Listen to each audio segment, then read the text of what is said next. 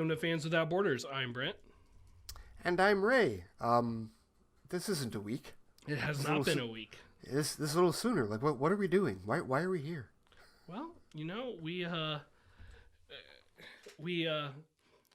trying to keep our episodes at a little bit better length for people to get through. We're like, well, we'll just split them up a little bit. So, you know, we did some news earlier in the week. Came out a few days ago on Monday morning. We're now going to tackle some listener Q&A because we've got quite a few questions, you know, and we've had a few of them for a while. And I feel guilty we haven't had a chance to get to them all. So we're gonna knock some of those out today. Sounds like a plan. Yes, I enjoy listener questions. Sometimes those can really spark some crazy discussions. But they've always been very short and timely discussions. Never have we had a listener question ever like lead us down a path of an episode that ended up being 2 hours. It's never happened. Not once. Nope. Travis. Before we get there, we should go ahead and, mention, just in case this is your first episode, we are members of Squadcast Media. We've got Tim and Scott doing DC Film Squadcast. Chris and Jordan are over there on DC Comics Squadcast. Chris is doing the Horror Comics podcast. Ray, you've got DC TV Squadcast. Next up is with Chris, right, to talk about 90s Flash? Yes, 90s Flash. Scheduling to be determined, but it is going to happen. We will talk about it. That's the next one down the pipe. It takes longer to watch these shows since life doesn't slow down, but Barry Allen can't get life to slow down for us to watch all of his shows. So I listen to podcasts at like 2x speed. Usually it ends up being like 2.2 or whatever. We need to be able to do that with TV shows sometimes. I feel you maybe would lose a little nuance, but if only we could.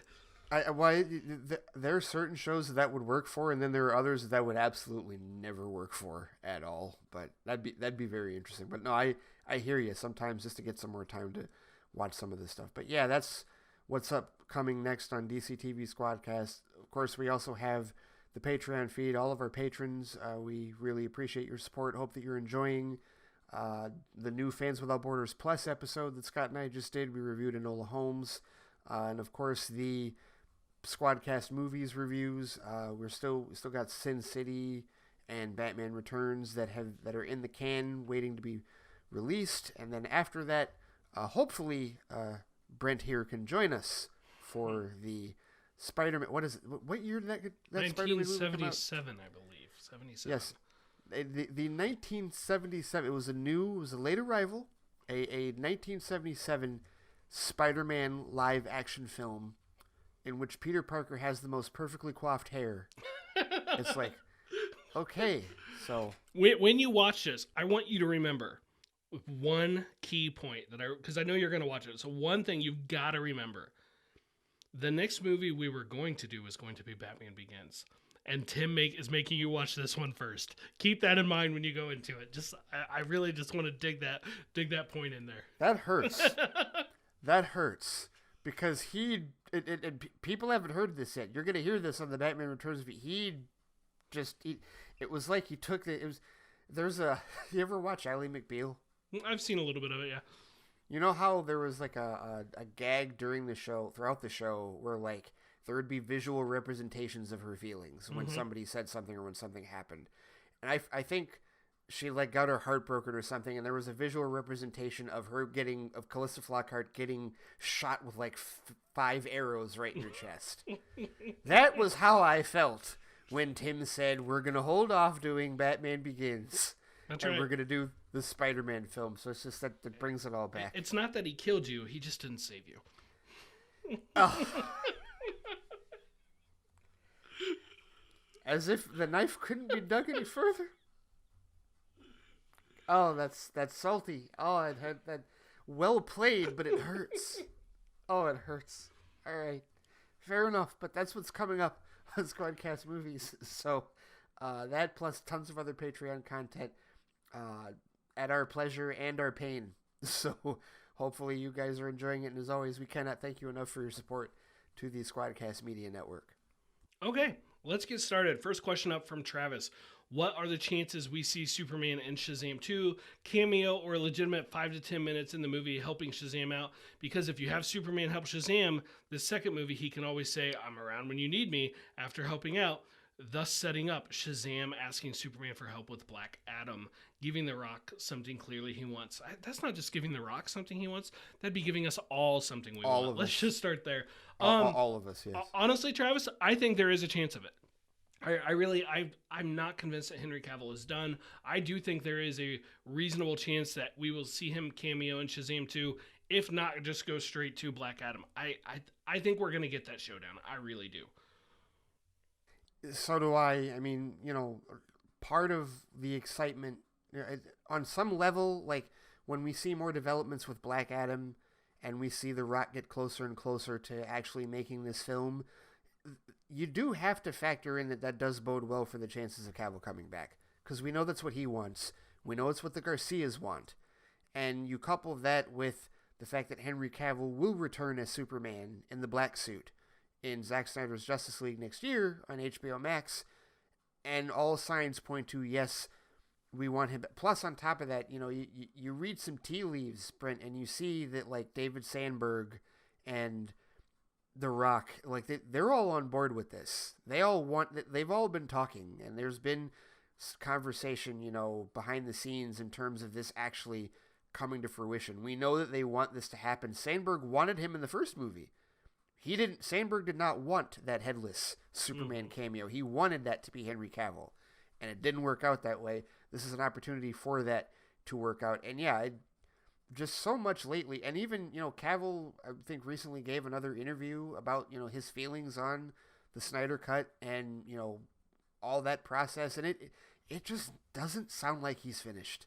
No, it does not sound like he's finished with it at all, and I know we're all we that's when we really need the official word. We need Warner Brothers to be like, yes, it's happening, but I think it has a very solid chance of happening, and yeah, more than The Rock wants to see that. We all want to see that, seriously, like to have all of them come together like that. Yes, absolutely, bring that on. I think the chances for that are pretty good. And then Travis had another question. He says, do we really need to see, hear, or have anyone talk about Gary from Legend's origin story? Actually, do we really need Gary on the show at all? We did not talk about this on this week's Fans, but it has come out that, and forgive me for forgetting the actor's name, but Gary is now going to be a regular in Legends of Tomorrow, and we are apparently going to get his origin story. No, we don't need this. We don't hear it. Your favorite phrase, Ray, like, nobody asked for this. I'm really like, I believe somebody asked for it, but I want to know who. I'm like, who do I blame for this travesty? I do not like Gary at all. I am, last week I tell you, I'm like, oh, I'm still watching everything they put out. And then they like, but we're going to test you with this. Have a dedicated Gary arc. Oh my gosh, it's ridiculous. I am not at all interested in this. Ray, what do you think about it? I'm indifferent. The actor's name is Adam Sekman, I think.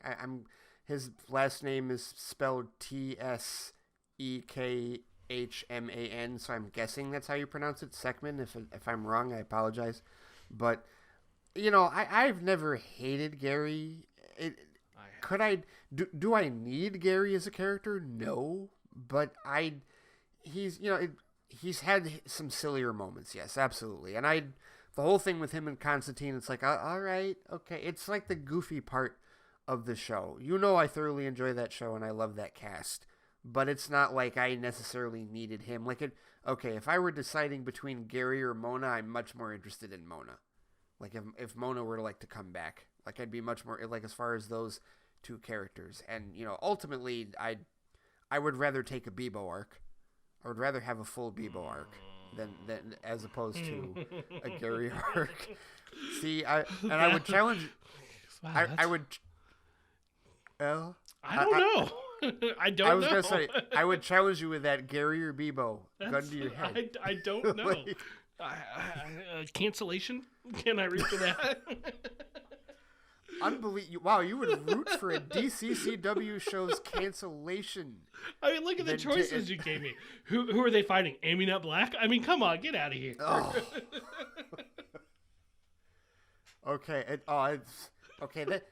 Now I kind of want that to happen. I want a crossover with Bebo, Gary, and Aminette Black. So bad it's good. Yeah. Oh, that would be that. Yes, I would be personally entertained by that. No, I don't think we need this, but yes, the phrase that we should be saying instead of "nobody asked for this" is "somebody asked for it and I want to know who." I think that's a good question because someone did. Clearly, someone thought of the idea. Clearly, it's there. That's why we can't say no one. But it wasn't me. No. I'm not against it, but I didn't ask for it either. So that's where I sit on this. I don't want the show canceled though. Let's continue.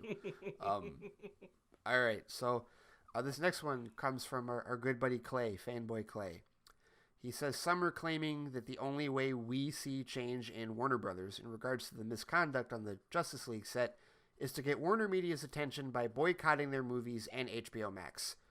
He's claiming that while people say they want change, they continue to reward Warner Brothers by promoting trailers and watching their movies, like Tenet or any other future release. Okay, so disclaimer that he's claiming that while people say they want change, that wasn't actually Clay saying that. That was... Forgive me, Clay, I don't remember who he was talking to, but somebody else he was talking to about that, and he was curious what we thought of the idea. Right, exactly. Clay, and we've talked to you about this before on Twitter. We'll reiterate it on this show. Boycotting is an awful idea. An absolutely awful idea, and here's why. Because you are hurting far more than just the studio. You're hurting all the creatives, you're hurting the actors, you're hurting the workers who... honestly give their blood, sweat, and tears into that project, whatever it is, right? Okay, so, all right, so you're going to boycott Wonder Woman 1984. Well, now you're hurting Gal Gadot. Now you're hurting Patty Jenkins. Now you're hurting everybody involved in that production. Is that what you really want to do? No, it's not what you want to do. You don't want to hurt Robert Pattinson by boycotting the Batman. You don't want to hurt everyone that had nothing to do with this situation whatsoever. That's not how this works. From a philosophical and theological standpoint, you're hurting more people that are caught in the crossfire. But from a logistical standpoint, it doesn't make mathematical sense because the general audience is going to watch this anyway. So it's like, what are you going to tell the general audience? This is what this isn't a political. I mean, listen, there are serious things going on, and there are channels that need to be followed. But the way that stuff like this changes is the way that Ray Fisher is doing it, and through those channels, not from us voting. People love to use the phrase, you vote with your dollars. Well, that's in the sense of, like, whether or not, your subjective opinion on something. When you vote with your dollars on whether or not you're going to see a movie, you're affecting a ton of other forces outside of just the studio heads. And if you want to hurt everybody, including the people that you like, that's entirely your business. Otherwise, you really have to not treat this as a zero-sum proposition. It's not, either we support them or we don't. Like, it's not a one-note thing. You can't hit the easy button on this. There's too many factors involved. Boycotting these movies is an awful idea. Yeah, I'll just co-sign everything you said. I can't really add much to it other than just to give the example of three Jokers right now. If you hate the ground that Jeff Johns walks on and don't want to buy anything attached to him, that's fine. That's fair. That's your absolute right to do. But what about Jason Fabok, the artist? Maybe you want to support him. So now you're stuck in this weird area of, I really like this guy's work. I want to support him, but I don't like this guy and I don't want to support him. And it's a weird ground. I would say a mass boycott isn't going to accomplish anything there. Individually, you just have to make that decision for yourself. And I think ultimately that's what it is. Individually, people are going to have to make decisions for themselves with respect to what they're going to do. I'm not going to tell somebody not to boycott. I am going to say I don't agree with it and that I don't think it's a good idea. But if that's what you want to do, just understand you are hurting more than the person that you intend to hurt when you do it. All right, so next up from Tony, he's got a couple questions here. He starts off with, I just saw Jason Momoa's Instagram post about how crappy they were treated on the set of the Justice League reshoots, asking for an investigation into Warner Brothers, continuing to be such a mess. He said, fandom got me so excited with everything that they showed, but the more and more this comes out, the more depressing it is to see. His question on this, the more that we see, do we think any of these... if these actors are actually going to hold true to the belief of accountability is greater than entertainment, will we start seeing that they bail on DC projects? As in, Momoa will back out of Aquaman 2. Fisher might not ever come back. Not sure about the others, for example, Godot or Ezra. I think it's important to remember that Momoa can't back out of Aquaman 2, like, without a massive contractual penalty. Like, one thing we got to just acknowledge that's there. I do think that Fisher is honestly the only one I could see saying I'm done with the company. I will never work for them again. I don't see the others doing that because, like, Momoa's experience on Aquaman, kind of related to the question we just talked about, had really nothing to do with his relationship with Justice League, right? Like, why penalize James Wan and everybody involved in the Aquaman franchise by losing your lead because he doesn't like the way a different movie was handled, even though it's the same character? I don't really see that from him, and that would apply to Ezra and Godot as well. Fisher is the only one I feel like right now I could see walking away from Warner Brothers and saying, I will never work for Warner Brothers again. Warner Max, maybe, but not Warner Brothers. Like, he's the only one I feel like that. Well, I would agree with that, and I think the other thing to consider here is, okay, we have to remember that this is their jobs, guys. I feel like a lot of times we think it's so easy for an actor or a creative to just walk away from a studio for moral reasons, for accountability versus entertainment. They still got to put food on the table, guys. This is still their job. This is still their careers. And aside from the fact that they're working with a lot of people that are not involved with the situation, James Wan has nothing to do with this. Everybody in the Aquaman 2 production has nothing to do with this situation. And, all of these situations are pursuant to certain individuals. This is why, even though Ray Fisher has pointed at Warner Brothers, he's also made it clear the parties involved. He's named Joss Whedon. He's named Jeff Johns. He's named John Berg. He's kind of named Walter Hamada at this point with respect to the reaction that Warner Brothers has had, but that is what he has implicated the studio in, is their reaction to him calling those other three out. He's been very clear and specific as to who it is. It is not everyone. He's not said Patty Jenkins. He's not said James Wan or any other creatives because they're not involved. Right. And when you have so many people involved in this, you can't hurt innocent bystanders. This is why at the beginning Ray Fisher told them that he wanted to do this himself and that, if he needed, he would call upon them later because he doesn't want anybody else's jobs on the line. He doesn't want anybody else to lose their life. He doesn't want Affleck to lose his appearance in the Flash movie. He doesn't want Miller to lose his starring role in that Flash movie, to lose that. He doesn't want Momoa to lose Aquaman 2 because these are their careers. These are livelihoods. These are their dreams. You can't just say, hey, you need to bail out of this project. And I don't know that Tony is saying that they need to do that, but I think he's asking if we'll see it, if we think others will do it, not that they need to do it. Okay, and in that regard, I think it's possible, but it's going to be on a subjective basis. And in that regard, I totally agree with you. Fisher is the one who right now isn't really attached contractually to a whole lot. We still don't know. It's up in the air whether or not he's going to be in the Flash movie. We know that there was talks on that, but we don't know where that's sitting in relation to everything else that's going on. And as much as I want a solo Cyborg film, odds of that happening probably are dwindling as a result of this. Who knows? We don't know what the future of that is. And Warner Max definitely throws another aspect into this because we could totally see a scenario where these creatives no longer work for Warner Brothers, but start working for Warner Max. That is kind of what we're seeing with Zack Snyder. He's not working with Warner Brothers, but if Zack Snyder's Justice League actually does get a second season, he could just start working for Warner Max and avoid Warner Brothers entirely. That could totally happen.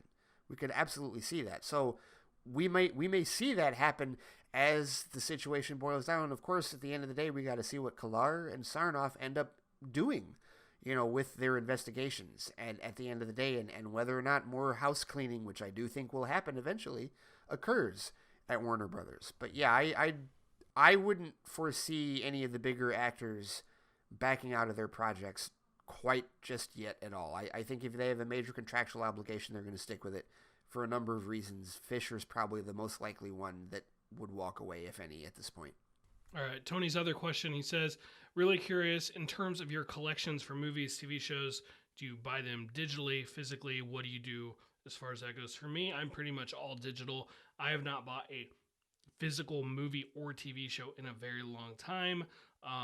That applies to comic books. The last physical comic books I got were because I took my kids to Free Comic Book Day, and you don't go to Free Comic Book Day and just get a free comic. You need to buy from the store as well. So I bought my kids a couple comics on top of that.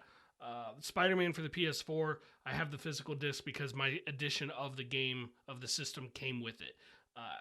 But Spider-Man Miles Morales, when that comes out next month, I'll buy digitally. I'm digitally if I have the option to be digital, I'm digital. I've been the opposite as far as like I've prided physical over digital, but I will tell you that the pandemic has changed that. And, because it's a case where, when I bought physical, usually I was going to the store and getting like a physical copy because I wanted it day of. And now what it really has boiled down to for me is I'm a collector of physical, specifically steelbooks. If you put it in a steelbook and it's something that I really enjoy, I'm going to get it. The last steelbook purchase I made, I got Goodfellas because they just released a 4K steelbook of that. I also got Beetlejuice, a.k.a. the greatest Halloween movie ever made, greatest ghost movie ever made. Sorry, Hocus Pocus fans. I love that movie. But what I've been doing is, obviously all these movies have digital codes, so my digital library has been expanding, but on top of that, throughout this pandemic, iTunes has had a ton of sales on like shows and movies. I mentioned this on DCTV Squadcast. I bought all the entire series of Batman 66 for $20. It was on sale. The Newsroom was on sale for $20. I love that show. It's an HBO show. I bought that. The Mary Tyler Moore Show. I love sitcoms. I'm a sitcom whore, and that's one of my favorites. That was on sale for $30. I bought that. I bought Fringe on sale for $20. So my collection has been expanding digitally. It has. And what I've reasoned is that I'm not against physical from a collector's standpoint, but digitally speaking, especially since I don't currently have a 4K Blu-ray player, that's how I'm watching them. And, if you have an Apple TV or if you have like I watch them on iPad or on my iMac, Apple TV Plus, boom, that's how it goes. So, it's like, eventually if I had a 4K TV and I got like, I could get an Apple TV receiver and just watch them digitally on a 4K TV and they'd come in the 4K projection. So I am not against digital. I'm not completely switching over to it, but I guess I've leaned more towards digital during the pandemic, but I'm not against physical either. So I guess I'm right now, I guess you could say I'm 75% digital, 25% physical. After the pandemic, they may shift back to like 60-40. So I guess I dabble in both, but I'm a little more towards digital now. There you go. Well, I think, especially in the midst of the pandemic, digital is just easier. It's just easier because you just go to Netflix, you just go to iTunes for sales, DC Universe Infinite as it will become for comics. It is just easier. I figured out for me a long time ago, really when I was transitioning from physical to digital for comics, I care more if I read the comics than if I own the comics. And yeah, I have a collection that's 12,000 plus physical comic books that I have in my basement in boxes, but I don't really buy a bunch more. I want to read them. That's the big thing for me. Yeah, the comics is a different conversation because thanks to DC Universe, soon to be DC Universe Infinite, I can now read a lot of those, and I think I mentioned this in a previous episode where I decided to stop buying single issues and became a trade watcher, a trade buyer, whatever they call it, where I will get the trades when they like the trade paperbacks when they come out for collection purposes or anything that Scott has sent me because there's a giant box of everything that he has sent me. And so rather than dig into the box, I will probably just read it on like DC Universe Infinite and be like, okay, now I've read it. And then, when I get the shelf erected, I will have it physically up there. But digital comics, yeah, for sure. Especially in that service's case because they're going to start doing digital originals. Right. Like they're like digital exclusives. So for sure. All right, this next question from Laura. There are rumors going around that Chris O'Donnell could return as Robin in the Flash movie and Nicolas Cage could appear in the movie as Superman. What are your thoughts on these rumors? No. No. No. No. You know what? If it's like a sizable role, no. If it's a 30-second cameo as a gag of Flash running through the multiverse, yeah, all right, I could dig it. Okay, you know what? Okay, if you don't like how because they do that, they did it on the CW. Right. If it's that style, I'm okay with it. Yeah. If it's like Chris O'Donnell is going to be Robin for a 20-minute stint in the movie, I don't need that. There were several times on the Flash where he would do the speed running like between dimensions, and you would see like different, like a lot. They use it for foreshadowing. Mm-hmm. Like I remember one of the first ones that we saw foreshadowing of Killer Frost. Like we saw like her in full before we had ever seen her and Caitlin in full Frost. We mode. also saw Supergirl before they crossed over. We saw. Yes. We saw the news of the crossover had happened, but we saw the we saw the first there. We saw the Legion flight ring. We saw Barry in jail. We've seen several different things. There's a glimpse of that was the first glimpse of John Wesley Shipp, and his Flash costume was in one of those Speed Force transition points. I'd be fine with one of those. That'd be a funny Easter egg. Yeah. So that's possible. That's possible, but again, for that, yeah, it wouldn't take a whole lot. No, nothing involved. No. Nothing heavily involved, no. All right, from Stallone, in Superman 3, how come Superman splits into Clark Kent and fights himself as Clark Kent? I just always thought that was a visual representation of, like, man or Superman. Which one is he going to be? Is he going to be the Earthling with special powers, or is he going to be the cold, unfeeling Kryptonian? That's how I always took it. What did you think? Yeah, I mean, it's... I don't know. When I was a kid and I first watched this, it was just like, okay, well, the good part of him has come out to do away with the evil part. Right. That's literally all it was. And that's pretty much how I feel about it now. Is like, okay, he was having an identity crisis because of the bad kryptonite, the tar kryptonite, which we had listened to our review. It was me, Tim, and Scott did that review of Superman 3 on Squadcast Movies. We share our thoughts on that. But yeah, it was just, they had to make him good again. He had to become good by the time the movie was over. Mm-hmm. That was the way that they decided to do it. He split good him came out to vanquish bad smoker, peanuts with prior version of him. So that's how I took it. All right, this next one from Arlo L. Says, hey guys, longtime listener here. Thank you, Arlo. I was wondering what you guys thought of the Agents of S.H.I.E.L.D. ending if you saw it. Okay, I'll stop at that point and just deal with that. I didn't see it. Brent, did you see it? Oh, yeah. I'm not going to spoil anything related to it. I will just tell you, I was very happy with how the show ended. That I was like, if we never see anything from any of those characters again, I was satisfied with it. The final season I thought was fantastic. Every episode they just nailed. You could tell they were having a lot of fun doing it. Really, really went out on top, I think. Okay. All right. There you go.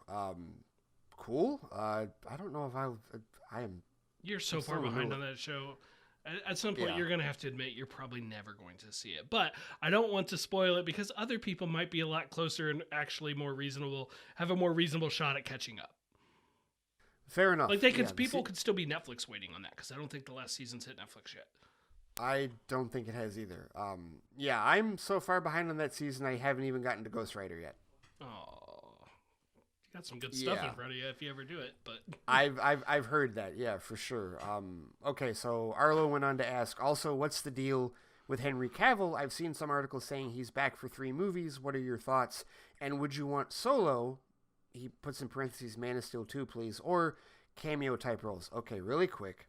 I'm just going to nitpick here just for a second, Arlo. Yeah. We already had a Man of Steel 2. Mm-hmm. It's called Batman v Superman Dawn of Justice. Mm-hmm. Now, I know what you mean. Mm-hmm. You mean a second Superman solo film. It does. That is what you mean. Don't look at me like that, Shonda. Whatever. Yes. She's in here like making lunch or whatever, and so she just gave me a thumbs down. It's like, no, whatever. Because she loves Man of Steel. She loves Man of Steel and like Henry Cavill. But no, Batman v Superman was officially the sequel to that movie. But no, another Superman solo film. It's still up in the air, Arlo. We don't know. We talked about this earlier, but we're not certain. I mean, there have been rumors about the three movies and like his appearance, the potential of his appearance in Shazam or even in the Flash film. I think was one of the others, or just making appearances. And whether or not I would want just the appearances or the solo film, yes. Yes. I'll take both. Yes. I will take both, absolutely. I think with those rumors, we just need to remember, those rumors don't come from Variety. They don't come from The Hollywood Reporter. They don't even come from The Wrap. They're lower than that. So, do we all want it to happen? Of course we want it to happen. Solo movies, yes. Cameo or team-ups, yes. We'll take all of it. That's fine. I wouldn't put a lot of stock in those particular rumors yet. But, like I've said before, I don't think he's done. So, I'm still hopeful we'll see him again. And we should also clarify that this is a change over the last year or so in Brent's mindset. Last year, Brent thought he was done. Yes, I did. Very much. I thought Shazam was quite literally cutting the head off of those chances. And I now do not feel that way at all. Quite literally. I went cutting for the it. head I went for it. off I of those stand by it. chances. Tim Rooney will appreciate that. Tim Rooney, he gets me. Yes, indeed. Yes, indeed. All right. Next up from Stu Little. Also got a couple things here. So he says lots of people are excited about Michael Keaton's Batman returning in The Flash, but another implication of this that he hasn't seen brought up for is presumably we would also see another version of his Gotham again. We saw it briefly in Crisis on Infinite Earths.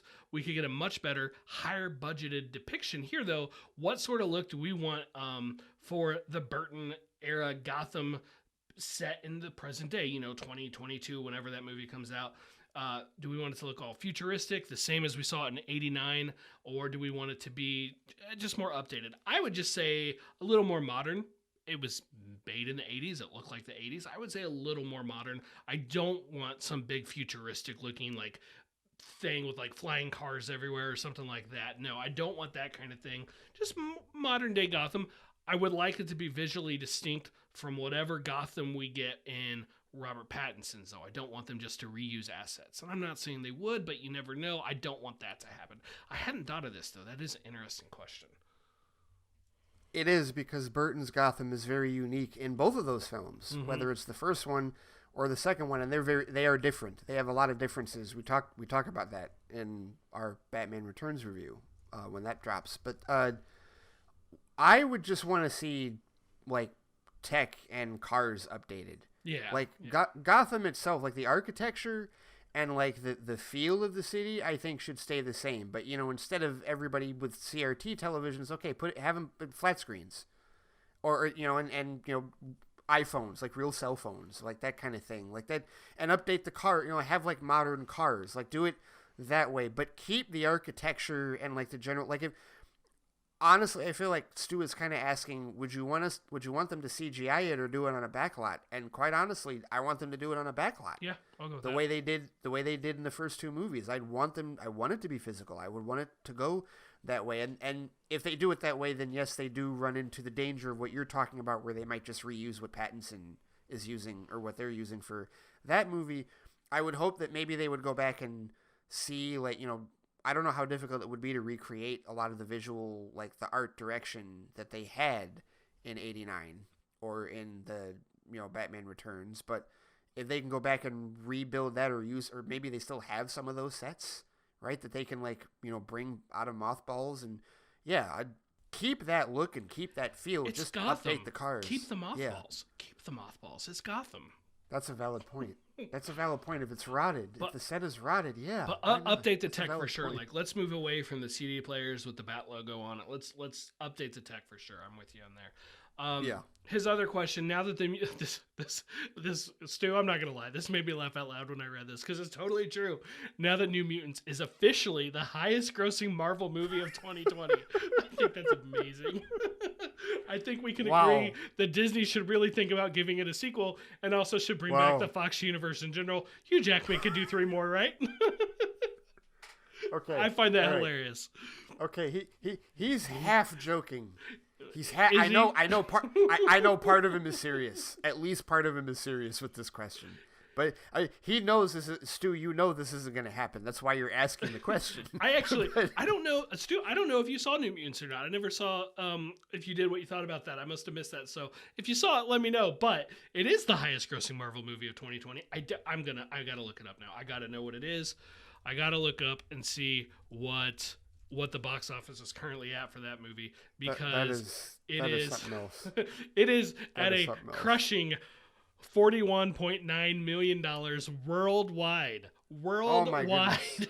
Wow. And My goodness. it's just almost at a 50-50 split between domestic and foreign markets. But it is literally, and I do mean literally, inching towards Endgame, like inch by inch. Maybe in 100 years it'll get there. But wow. It's like a fraction of Endgame's budget. When we talk about the ridiculousness of this year, and just this is one of those things where it's just like, you're gonna win a trivia contest with this. What's the highest rated, like highest grossing comic book movie of 2020 in like 10 years? That's a trivia thing. New Mutants. There is, if we're looking for silver linings for 2020, this is a trivia year. This is a trivia year in like so many ways. Like so many different trivia questions are gonna come out. Wow. What wasn't something I had thought about beforehand until now. Probably joking, but what do you think about it? Hugh Jackman could do at least 3 more films. Do you have any interest in that at all, in seeing Hugh Jackman reprise the Wolverine role? Oh, see, now that's the part of this that is kind of bell busting, only because I enjoyed his 17 years as the character a lot, especially the way he went out with Logan. So would I be, if Feige announced tomorrow he's our Wolverine in the Marvel Cinematic Universe, I'm not going to be mad. No. But by the same token, there is that curious part of me that does want to see a newcomer. I want to see what someone else could bring to the role and see another incarnation of the character. So I'm torn on that one. I really am. I mean, yeah, Jackman looks like he's in shape, and I was just talking with Pud 333 about the fact that, you know, another one of those questions came up on Twitter where people were like, post a GIF from the year that you turned 10. Mm-hmm. And like somebody posted Iron Man 2. I'm like, what? What? Like, I mean, Ray, you're old. You get that, right? You're old. See, so that's where, like, I was talking to him because he's older than both of us, and I was like, I posted this on Twitter. I was like, looking at all these answers, I'm really glad that 40 is the new 30. And I mean that literally. In many ways, like, 40 kind of is 30 now, because you look at 40-year-olds now, look at a 40-year-old from, like, our parents' generation compared to a 40-year-old in our generation. It's night and day. Mm-hmm. Absolutely. And I can point to examples like Gabrielle Union and, you know, like other, and if you get into 50s, which is where Jackman is, I mean, Keanu Reeves continues to do crazy stunts for John Wick. Halle Berry did her 9 months of training for, like, John Wick and was amazing in that. So can Jackman do that? Yes, absolutely he can. I don't know that he wants to, but I think physically he would be able to do that. So yes, he could do it, and I wouldn't argue it. But I kind of do want to see a newcomer. I kind of do. My preference is for a newcomer. I want to see the costume, especially I have my preference on which costume, but any Wolverine costume. I want a real costume. I want to see the mask, and I don't think Hugh Jackman's really willing to do that. There was one tease in like a credit scene or whatever. I don't know, one of the X-Men movies. I don't remember which one it was. The Wolverine, maybe. I think it was the Wolverine. That would make the most sense based on that movie. It's a deleted scene where, like, right. he opens a case and it's got the mask. And it looks so good too. And it was like, it did. It looked really awesome. Here's a tease for you. We're just gonna close the lid on that. You're never gonna see it again. I would prefer to have a newcomer do the role, and I want the full-on costumed Wolverine. But to take back to the last episode of Fans, if Marvel is going to play with their multiverse that they have available to them, Would I be opposed to something related to that? No, I wouldn't. Are you going to see me crying over it if Hugh Jackman is announced as if they pull a J.K. Simmons and he's just a new incarnation of Wolverine in the MCU proper? No, I'm not. I'm fine. I will be fine with that. I will be happy. I'll be excited because he is Wolverine. He will always be Wolverine. He wouldn't be my first go-to today.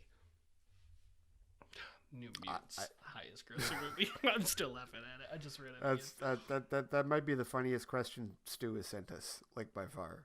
That's awesome. All right, this last one, you mentioned him earlier, our good buddy Tim Rooney. He says these streaming services do realize that there are other symbols out there, right? And what he's getting at is Apple TV Plus, AMC Plus, Disney Plus. And he didn't mention this one, but I'll go ahead and bring this up. The rebrand of CBS All Access next year will be called Paramount Plus. Mm-hmm. I'll go ahead and bring that one up, Tim. He says it doesn't add up, if you ask me. Well done, Tim Rooney. Well done. Your point is taken and appreciated. I love our audience. Seriously, I love our peers. Because Tim Rooney's a fellow podcasting peer as well, and yeah, that's it's fantastic. I love it. Just the dry humor. I love dry humor. It's great. So, no, I on one level though, I do kind of get what he's saying. Plus, just seems to be the thing. Yeah, that's just for a streaming service. And I feel like the only reason HBO didn't do it is because they had the option. Like it's it's max. It's still kind of a number. Like maximum or it's like an amount or something to that effect. Everybody else is just adding on, and yeah, HBO I guess Plus, Peacock Plus, Netflix Plus, Hulu Plus. Well, is that just going to turn it? Are they just going to call it the Plus networks or like the Plus era or something to that NFL effect? Red Zone Plus. Yeah, the thing is the one point about it. Plus does mean streaming. If you see something plus, it means streaming. I guess I'll give them that. But, yeah, whatever. I still think HBO Max is a good name. I like that they...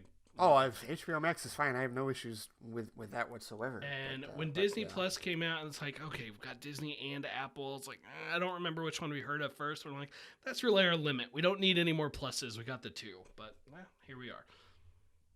Yeah, no, Plus is a thing, and it's probably going to continue to be a thing, as...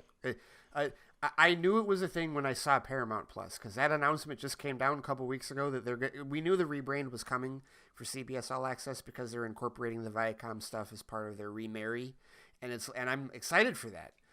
But I was like, what are they going to call it? And that was like, I might have even thought of that name as a joke. Paramount Plus. Oh no, that's what they're actually called. Okay. Yep. PP. All right. PP. I took it there. All right, there we go. I took it there. There's very little I'm not willing to say. Okay, with that, we would love to have more feedback from you guys. You can email us at borderlessfans@gmail.com. And we're also on Twitter. I'm at the Flightcast. I'm at Brent Tech Prime. The show is at Borderless Fans. And as always, you can find us and the other shows in our network at squadcastmedia.com. See you later. Thanks for all the questions, guys. Keep them coming. Squadcast Media Plus. Oh. Wait, I don't believe... We did that. Fans Without Borders Plus. You did do it. Oh, my goodness. We did that. Wow. That's... Okay. All right. I'll go sit in my corner. Take it easy, guys.